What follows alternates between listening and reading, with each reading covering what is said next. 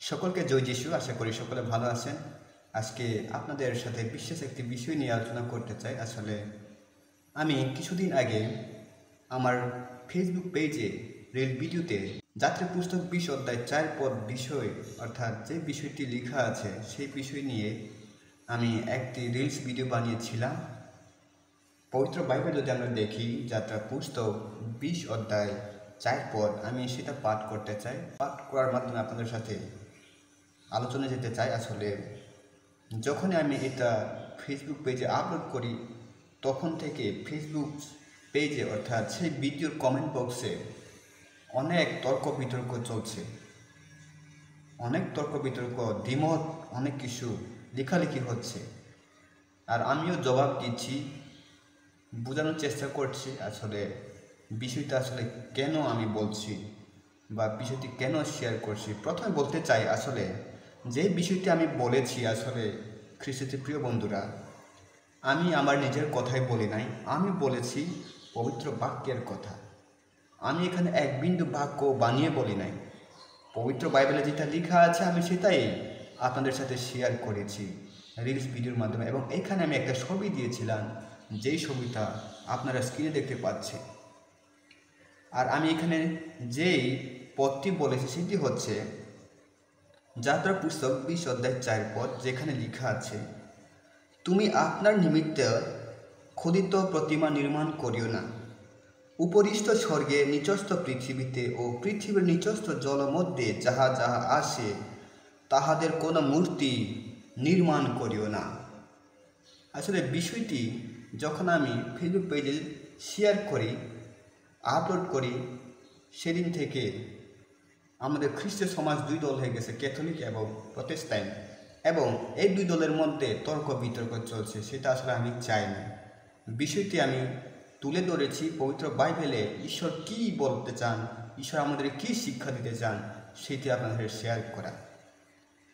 তো আমি আমার ফেসবুক পেজে চলে যেতে চাই, এবং এক ভাই আমার সাথে এই বিষয় নিয়ে অনেক কমেন্টে আমরা লেখালেখি করেছি। উনি আমাকে প্রশ্ন করেছেন, আমি তাকে উত্তর দিয়েছি। আমি তাকে প্রশ্ন করেছি, উনি আমাকে উত্তর দিয়েছেন।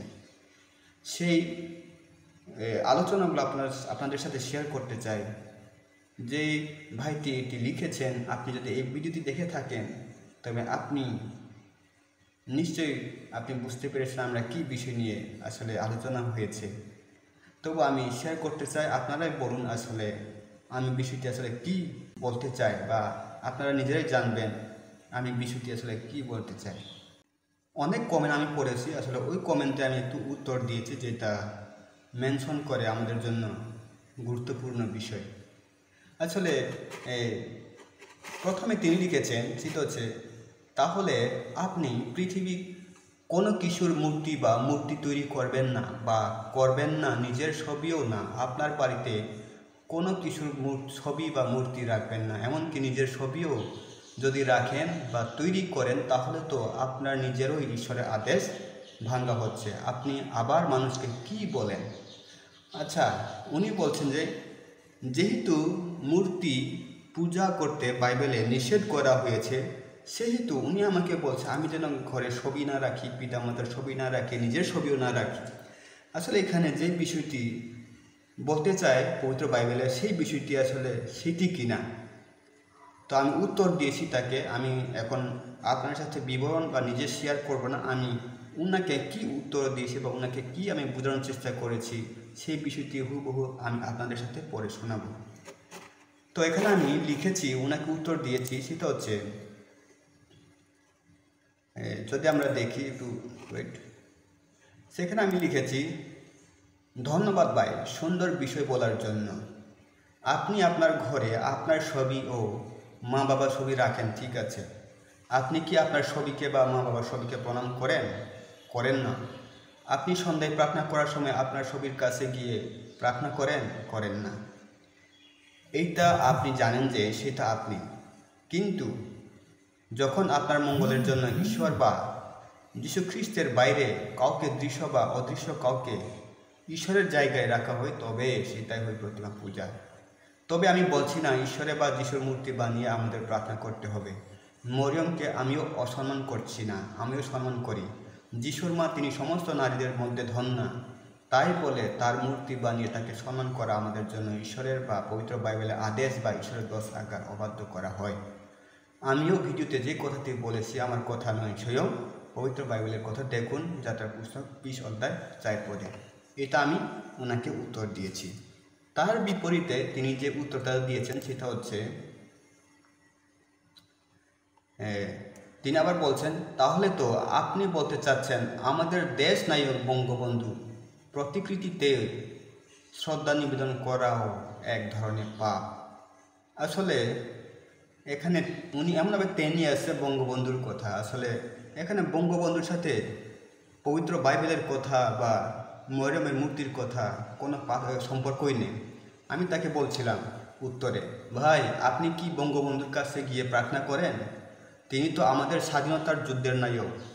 আপনার জীবনে মঙ্গলের জন্য আপনি তো বঙ্গবন্ধুর কাছে গিয়ে প্রার্থনা করেন না। আপনি তো তাকে সম্মান করেছেন দেশ নায়ক হিসাবে, যা আমিও করছি। আমরা তো ঈশ্বরের জায়গায় বঙ্গবন্ধুকে বসাচ্ছি না, দেশ নায়ক হিসেবে বসাচ্ছি। ঈশ্বর বলেছেন ঈশ্বর ছাড়া আমরা যেন ঈশ্বরের জায়গায় মূর্তি বানিয়ে প্রার্থনা না করি। আমি সেটা তাকে বুঝিয়েছি। তো উনি আবার আমাকে প্রশ্ন করেছেন, যাত্রা পুস্তকে বলা আছে বানাবেন না, তাহলে আপনি বানাবেন কেন? তো আমাকে উল্টো প্রশ্ন করেছে, আমি কি মূর্তি বানাই কি? উনি কি আমাকে দেখেছে? আসলে আমি বিষয়টা বুঝতে পারলাম না। তিনি আমাকে আবার বিপরীত প্রশ্ন করছে, আপনি বানান কেন? তো আমি ওনাকে উত্তর দিয়েছি, আপনি কি দেখেছেন আমি মূর্তি বানাই? এটা তো পবিত্র বাইবেলের 10 আজ্ঞাকে আমরা অমান্য করছি, তা স্মরণ করিয়ে দেওয়ার জন্য ভিডিওটা আপলোড করা হয়েছে, তাই বলে আমি বানাচ্ছি। আপনি কি মনে করেন আমি মূর্তি বানিয়ে নিজেই এই শিক্ষা দিচ্ছি? আসলে উনি মনে করছে আমি যে ছবিটা বা যে মূর্তি বানানোর ছবিটা দিয়েছি, যে মূর্তিটাকে বানাচ্ছে সেটা আমি। তিনি বলছেন যে আপনি বানাচ্ছেন কেন?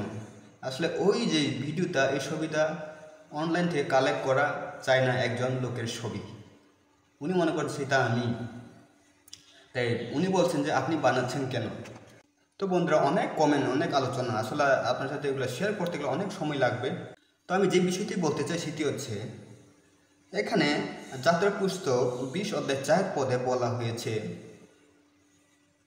তুমি আপনার নিমিত্তে নিজের জন্য খোদিত প্রতিমা নির্মাণ করিও না। উপরিস্থে স্বর্গের নিচস্থ পৃথিবী নিচস্থ জলের মধ্যে যাহা যা আছে তাহাদের কোনো মূর্তি নির্মাণ করে। ঈশ্বর বলছে, কিন্তু ঈশ্বর যেগুলো সৃষ্টি করেছে আকাশের উপরে, আকাশের নিচে, সমুদ্রের নিচে, যা কিছু আমরা চোখ দিয়ে দেখতে পাই, তা যেন আমরা ঈশ্বর বলে সেটাকে খোদিত প্রতিমা আমরা নির্মাণ না করি। আসলে এখানে যেটা বাধা দেওয়া হয়েছে সেটা হচ্ছে যেন আমরা ঈশ্বরের জিনিস, সৃষ্ট জিনিসকে আমরা যেন হাতে বানিয়ে ঈশ্বরের জায়গায় না বসাই। এখানে আপনার প্রশ্ন আসতে পারে, আমরা তো মরিয়মকে ঈশ্বরের জায়গায় বসাচ্ছি না। তবে মরিয়মকে আমিও শ্রদ্ধা করি, কারণ আমি একজন ক্যাথলিক ব্যাকগ্রাউন্ড থেকে এসেছি। হ্যাঁ, মরিয়ম যিশুর মা, তিনি আমাদের সবারই মা। যিশুর মা, তিনি সমস্ত নারীদের মধ্যে তিনি ধন্যা। কিন্তু ওনাকে আমরা সম্মান করি, তাই বলে হাতে গড়া মূর্তি বানিয়ে তাকে প্রণাম করে আমরা তাকে সম্মান করে, আর যখন হাত জোর করি তখনই প্রতিমা পূজা বলা হয় বা ঈশ্বরের জায়গায় তাকে বসানো হয়। হাত জোর করে সম্মান পাওয়ার যোগ্য একমাত্র ঈশ্বরের এবং প্রভু যীশু খ্রিস্টের। যখন আমরা ঈশ্বরের বাইরে বা যীশু খ্রিস্টের বাইরে কাউকে হাত জোর করে প্রণাম করি, তখন আমরা তাকে পূজা করি। আসলে এখানে যে বিষয়টি আমি বলতে চাই সেটি হচ্ছে, মরিয়মকে আমরা সম্মান করব, অসম্মান কেন করব? এটা যিশুর মা। কিন্তু যেটি যাত্রা পুস্তক 20 অধ্যায় 4 পদে ঈশ্বর স্বয়ং বলে দিয়েছেন যেন আমরা প্রতিমা পূজা না করে, মূর্তি না বানাই, সেখানে আমরা কেন মাটির সেই মূর্তি আমরা নির্মাণ করব বা বানাবো? আমরা তো সেই মরিয়মকে আমরা প্রণাম করছি না, আমরা প্রণাম করছি কাকে? মাটির তৈরি সেই মাটিকে, যিনি কথা বলতে পারেন না। ঈশ্বর তো আমাদের সেই মাটির তৈরি কোনো মূর্তিতে বাস করেন না, তিনি আমাদের অন্তরে বাস করেন, তিনি আমাদের অন্তরে থাকতে চান। আর এক বোন আমাকে প্রশ্ন করেছে কমেন্ট বক্সে, তাহলে আমরা মা বাবার ছবি টাঙিয়ে রাখি, মৃত্যু হলে তাদেরকে স্মরণ করি, নিজের ছবি টাঙিয়ে রাখি। ছবির সাথে মারিয়ার মূর্তি বা মারিয়াকে বা ঈশ্বরের গৌরব করার মধ্যে পার্থক্য তো আপনারা হয়তো বুঝছেন, আপনারা সবাই বুঝেন, ঈশ্বরের বাক্য আপনারা সবাই জানেন। আপনি তো আপনার ছবির কাছে, পিতামাতার ছবির কাছে গিয়ে আপনি এরকম করে প্রণাম করেন না, পিতামাতার ছবিকে আপনি পূজা করেন না বা গৌরব প্রশংসা করেন না। আপনি যখন ছবি হোক বা মূর্তি হোক, যখন আপনি হাত জোড় করে তাকে নিজের মঙ্গলের জন্য ঈশ্বরের কাছে যে চাওয়ার কথা, যেমন আপনার সুস্থতার জন্য, আপনার উন্নতির জন্য, আপনার আশীর্বাদের জন্য যখন চাওয়া হয়, এটা হোক আপনার ছবি, আপনার পিতামাতার ছবি, আপনার মূর্তি, তখনই আপনি প্রতিমা পূজা করেন। ছবি তো হাজার হাজার মানুষের ছবি, এখানে তো আপনি প্রণাম করেন না। যখন আপনার ছবি আপনি পায়ে পাড়াবেন, তখন তো আপনি তাকে প্রণাম করেন না বা ওহ আমি পা দিয়ে দিয়েছি এরকম করে প্রণাম করেন না। পিতামাতার ছবিকে তো আপনি পাড়া দিলে তাকে প্রণাম করেন না। বা প্রার্থনার সময় তো আপনি আপনার পিতামাতার ছবির কাছে গিয়ে কিছু চান না, নিজের ছবির কাছে কিছু চান না। কিন্তু যখনই আপনি মন্দিরে যান বা গির্জায় যান, তখন তো আপনি কার কাছে যান? ঈশ্বরের কাছে যান। যখন আপনি ঈশ্বরের কাছে যান, তখন আপনি ঈশ্বরের কাছে কথা না বলে যখন অন্য কাউকে কথা বলেন, ঠিক আছে আপনি বলতে পারেন যিশুর মা হিসাবে আপনার মনে মনে আপনার প্রার্থনায়, তাই বলে আপনি এটা করতে পারেন না তাকে হাত জোর করে একজন মানুষের বানানো মূর্তিকে হাত জোর করে প্রণাম করে, যেটা ঈশ্বর নিজেই বলেছেন, আপনার নিমিত্ত প্রতিমা নির্মাণ করিও না, যাত্রা পুস্তক 20:4 এই কথাতে আপনি শতকাল থেকে জানেন। ঈশ্বরের 10 আজ্ঞা আমরা সবাই পড়েছি, ক্লাস 1-2 থেকে আমরা এটা শুরু করি। ঈশ্বরের 10 আজ্ঞা, যেটা আপনি মুখস্থ করে আপনার মনের ভিতরে সংরক্ষণ করে রেখেছেন, আপনি আপনার মনের ভিতরে ধারণ করে রেখেছেন। যেই বিষয়টা আপনি জানেন, সেই বিষয়টা জানার পরও আপনি মাটির মূর্তিতে প্রণাম করছেন। মরিয়মকে সম্মান দিতে পারি, প্রার্থনায় তাকে স্মরণ করতে পারি, তাই বলে মূর্তির কাছে গিয়ে তাকে প্রণাম করে নয়, সেটা আমি বলতে চাচ্ছি, যেটা পবিত্র বাইবেল বলে। আমি নিজে জ্ঞানী বলে সেটা বলছি না, পবিত্র বাইবেল যেটা বলে সেটা আমি আপনাদের শেয়ার করতে চাচ্ছি। এইখানে আপনার ঘরের ছবির সাথে, আপনার ছবির সাথে, পিতামাতার ছবির সাথে কোনো সম্পর্ক নেই। ছবি আপনি টাঙাতে পারেন, আপনি তো সেখানে পূজা করছেন না, সেখানে প্রণাম করছেন না। যদি আপনি আপনার ছবিকে মোমবাতি জ্বালিয়ে প্রতিনিয়ত প্রার্থনার সময় আপনার সামনে রেখে হাত জোর করে যখন প্রার্থনা করেন, তখন আপনি আপনার ছবিকে আপনি পূজা করছেন, সেটা তো আপনি করছেন না। তাহলে আপনি আপনার ঘরে ছবি রাখলে সমস্যা কী? আর আপনি জানেন ঈশ্বরের মন্দিরে ঈশ্বর বাস করেন, আর এখানে কোনো মূর্তি প্রয়োজন না, বা এখানে কোনো দেখা দৃশ্য বা অদৃশ্য কোনো বিষয় কোনো প্রয়োজন নেই। আপনার অন্তরে ঈশ্বরের সাথে কি যোগাযোগ আছে? অর্থাৎ আপনি যদি পবিত্র বাইবেলটাকে ভালো করে পাঠ করেন, পবিত্র বাইবেল যদি অধ্যয়ন করেন, তাহলে আপনি ঈশ্বরের সাথে কথা বলছেন। যখন আপনি বাইবেল পড়েন, তখন আপনি ঈশ্বরের কথা শুনতে পান, কারণ এই পবিত্র বাইবেলে ঈশ্বরের কথা লেখা আছে। সমস্ত কথাই তিনি ঈশ্বর এখানেই বলেছেন। বাইবেলের মাধ্যমে আপনাকে সমস্ত কিছু তিনি বলতে চান, আপনাকে দুঃখের সময় সান্ত্বনা দিতে চান। আপনি যখন দুঃখে পড়বেন, যখন আপনি হতাশা হয়ে যাবেন, যখন আপনি বাইবেল পড়বেন, তখন আপনি সে হতাশা থেকে কেটে ওঠার জন্য সান্ত্বনা আপনি বাইবেল থেকে পাবেন, কারণ এটা ঈশ্বরের বাক্য। আর যখন আপনি হাত জোর করে ঈশ্বরের কাছে প্রার্থনা করেন, তখন ঈশ্বর আপনার কথা শুনেন। হ্যাঁ, সেটা হচ্ছে আমাদের জন্য আসল পয়েন্ট। এখানে খোদিত প্রতিমা নির্মাণ না করতে বলা হয়েছে। আমরা তো পারি না মূর্তি না বানিয়ে ঈশ্বরকে স্মরণ করতে, কারণ ঈশ্বরকে তো আমরা দেখতে পাই না, মরিয়মকে আমরা দেখতে পাই না, যিশুকে আমরা দেখতে পাই না। সে অদেখা মরিয়মকে, অদেখা যিশুকে, অদেখা ঈশ্বরকে আমরা কে মূর্তি বানাতে পারি? আর পবিত্র বাইবেল স্বয়ং ঈশ্বর কথা বলছে, এখানে আমরা ঈশ্বরকে দেখতে পাই। সে ঈশ্বরের বিষয়ে কথা লেখা আছে। এটা যদি আপনি পড়েন, এর সাথে যদি আপনি ভালো সম্পর্ক রাখেন, আপনার স্ত্রীর সাথে যেভাবে ভালো সম্পর্ক রাখেন, পিতামাতার সাথে যেভাবে ভালো সম্পর্ক রাখেন, আপনার বন্ধুর সাথে যেভাবে ভালো সম্পর্ক রাখেন, যদি পবিত্র বাইবেলকে আপনার বন্ধু মনে করে যদি সেইভাবে সম্পর্ক রাখেন, সেভাবে তার সাথে গভীর সম্পর্ক স্থাপন করেন, তাহলেই আপনি ঈশ্বরকে দেখতে পাবেন। এই মূর্তি বানিয়ে, মাটির মূর্তি তৈরি করে, প্রণাম করে তার সাথে সম্পর্ক রেখে তিনি তার খুশি না, কারণ তিনি 10 আকাতে বলে দিয়েছেন আগেই থেকে। এখন আপনি কতটুকু সন্তুষ্ট করছেন ঈশ্বরকে, সেটা হচ্ছে আপনার কাছে আমার প্রশ্ন।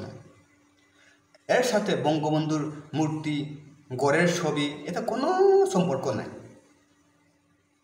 আমি বলতে চাই হচ্ছে, যেই মন্দিরে ঈশ্বর আছে সেই মন্দির, ঈশ্বর নিজেই বলে দিয়েছেন আমি আত্মা।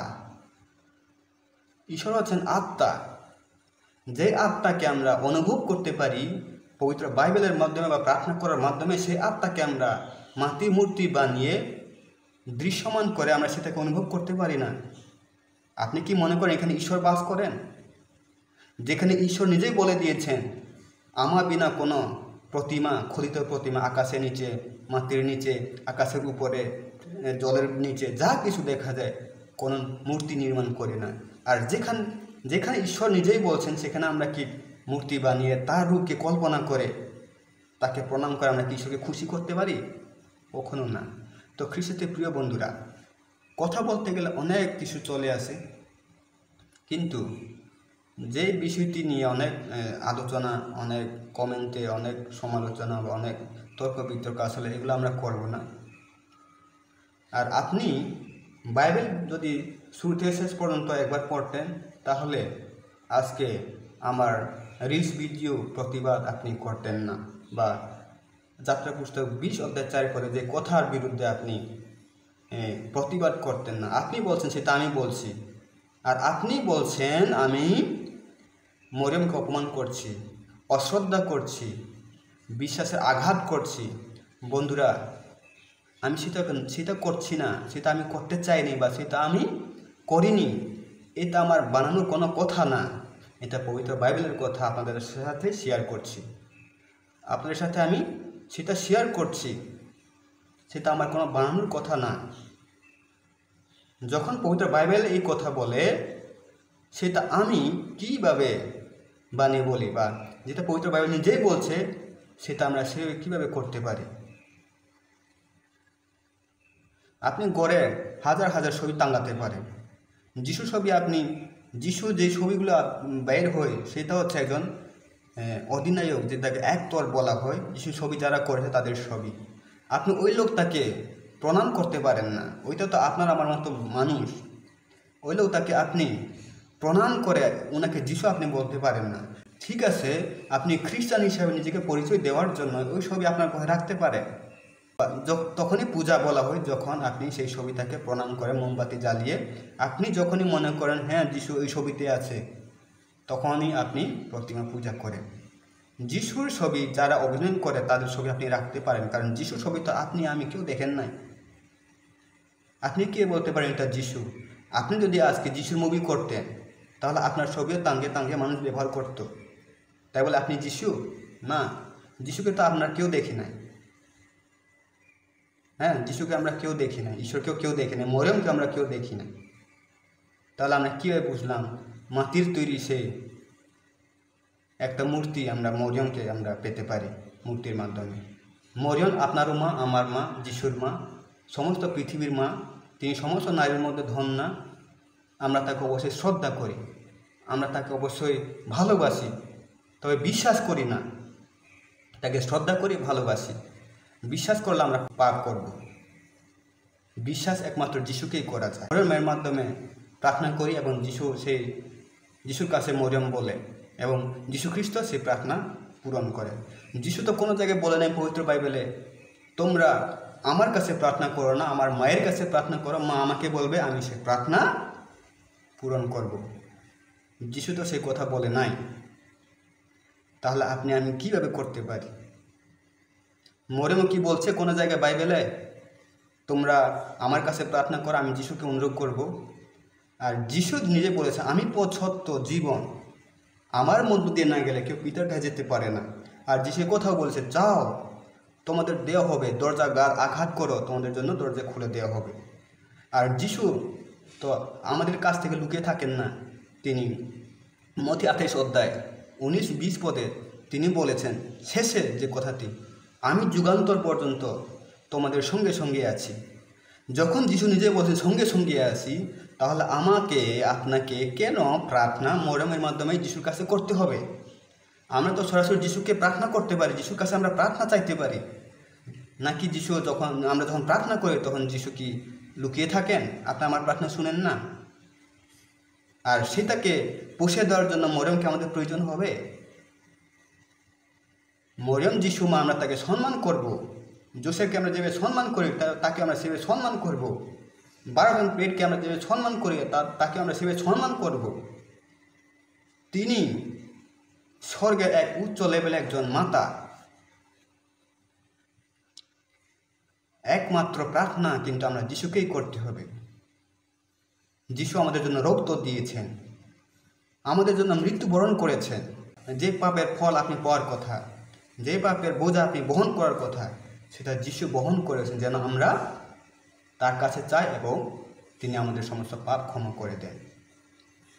যিশু খ্রিস্ট হচ্ছে ঈশ্বর এবং মানুষের মধ্যে মধ্যস্থকারী। আমরা যিশু খ্রিস্টের মাধ্যমে পিতা ঈশ্বরের কাছে যেতে পারি।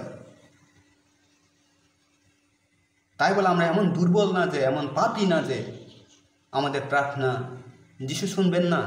তার জন্য মরিয়মের মাধ্যমে আমাদেরকে করতে হবে। তাই বলে আমি মরিয়মের বিরুদ্ধে বা অপমান করছি না। পবিত্র বাইবেল যেটা বলে সেটা আমি আপনাদের সাথে শেয়ার করতে চাচ্ছি। হয়তোবা অনেকের কাছে আমার কথা খুব কষ্ট পাবে, মেনে নিতে খুব কষ্ট পাবে, কারণ আমিও ক্যাথলিক ছিলাম। আমি একদিন সেই মরিয়মের কাছে আমি প্রার্থনা করেছিলাম। কিন্তু যখন পবিত্র বাইবেল পুরোপুরি যখন পাঠ করি, যখন পবিত্র বাইবেলের কোর্স যখন আমি গ্রহণ করি, আসলে আমি পরিশেষে যেটা বুঝতে পেরেছি সেটা হচ্ছে আসলে আমাদের মরিয়মকে সম্মান করা উচিত, মরিয়মকে বিশ্বাস করা উচিত না, মরিয়মকে শ্রদ্ধা করা উচিত যিশুর মা হিসাবে।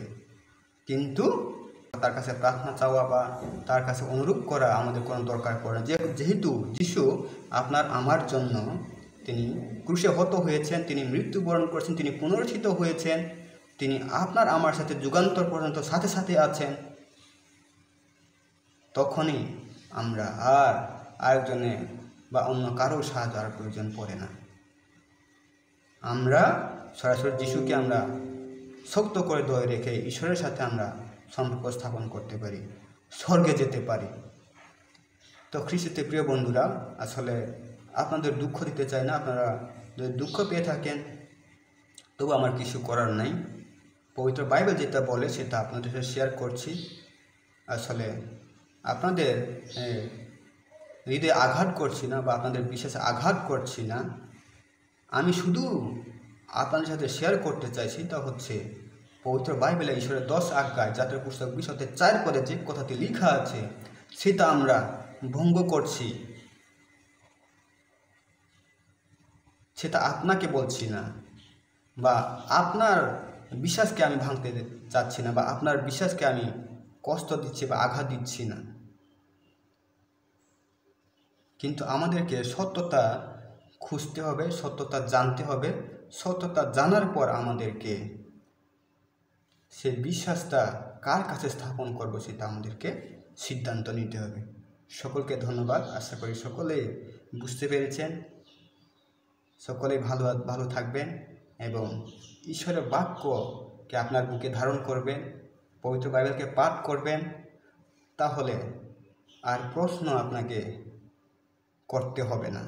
আপনি নিজেই ঈশ্বর সম্পর্কে, প্রভু যীশু খ্রিস্টের সম্পর্কে সম্পূর্ণভাবে আপনি জানতে পারবেন। সকলকে জয় যিশু। ভালো থাকবেন।